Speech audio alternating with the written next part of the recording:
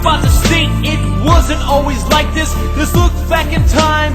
History reminds us, one army, one land, one central authority, crushing the Romans, Persians put in fear. The Ummah like a lion, no need to shed a tear. When the village was attacked by the kuffar, the Khalif heard the sisters cry, prepared for war. Attacking the city, destroying it from existence. Lesson number one, don't ever mess with Muslims. The Imam of the Ummah is a shield, where he protects the Ummah, and where the Ummah fights behind him. Where is this shield today to protect the Ummah? What happened to this shield to honor and dignify the Ummah? In 1917, Prime Minister of Britain, after entering Jerusalem, stated, "The Crusade War has ended." In the same year, the French General Gouraud went to the grave of Salahuddin Ayyubi. Salahuddin Ayyubi, the one who 730 years prior crushed the Crusade and liberated Palestine and Syria. He went to his grave in Damascus and kicked it and said, "Wake up, O Salahuddin, we are here." How do they do this to you and me? We turn on the TV and all we see is a world full of casualties, a generation agony. Our ummah is a misery. Let's go back to the beginning of the century and review our history.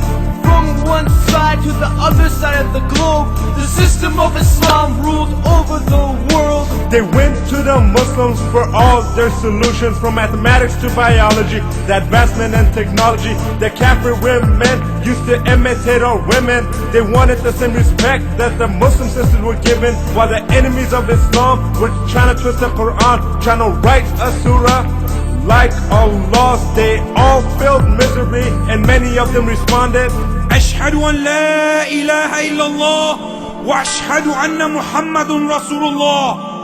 Allah has challenged the humanity until the day of judgment to produce a surah or an ayah like the Quran. And Allah assured that they will never be able to make a surah like it. The kuffar plan and work to destroy this deen. And Allah affirms that we too are planning. And if all the people of the world got together, they still could not and will never be able to put a scratch, a slight of a mustard seed on the throne of Almighty Allah subhanahu wa ta'ala. After failing on the battlefield, the kuffar got together and decided to yield. They said we must change the way the Muslims think. And sure enough, the Muslim ummah began to sink. In 1917, John Belford promised Palestine to the Jews. 31 years later, his promise went through. Britain and France split the Muslim lands. 3 years later, Islam's worst traitor, Mustafa Kemal, brought the state's fall. In 1920s, Mustafa Kemal, with the help of the British, became the hero. Well, this so-called hero cancelled the authority of the most powerful system for the human beings, the Khilafah. He abandoned all rulings of Allah. He did not stop there. He abandoned the Adhan in Arabic. He denied the Muslim sisters from obeying Allah subhanahu wa ta'ala by abandoning the hijab. All Islamic calendars and holidays were cancelled. Yes, brothers and sisters, he changed the Arabic alphabet to Latin. By doing so, he made sure the next generation will be lost and have no connection to their Islamic roots, as they cannot read or write all the Islamic culture that was recorded.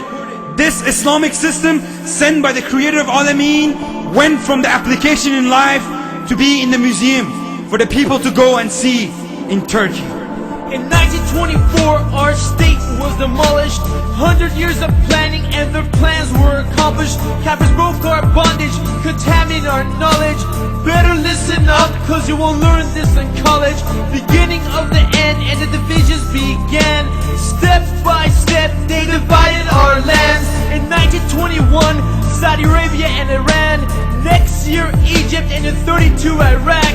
In 1945, Jordan, Indonesia, Lebanon and Syria.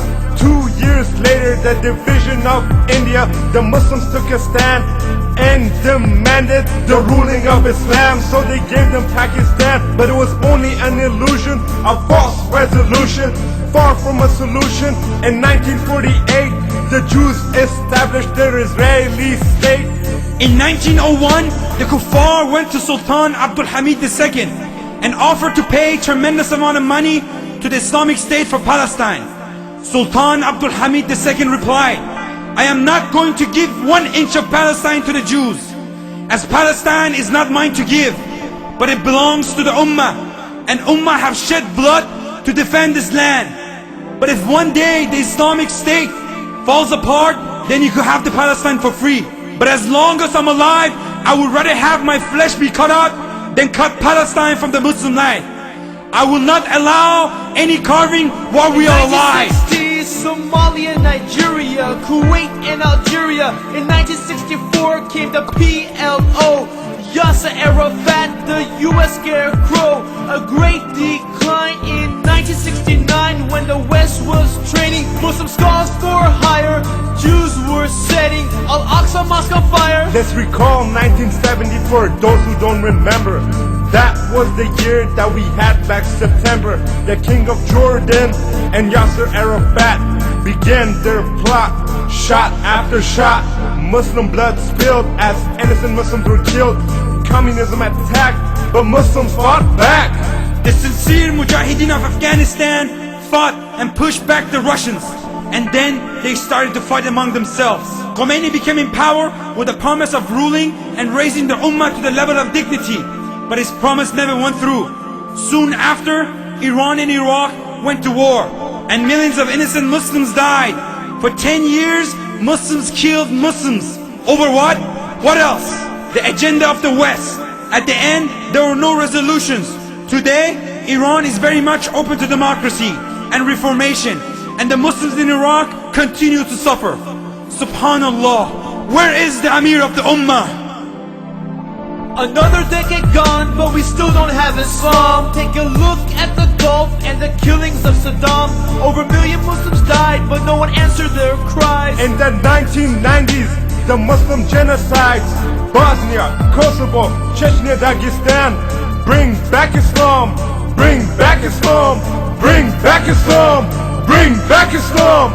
It's the year 2000 and nothing has changed. Past generations age, let's write the next page. It's time for us to change. It's up to you and me. Either we make history or we become history.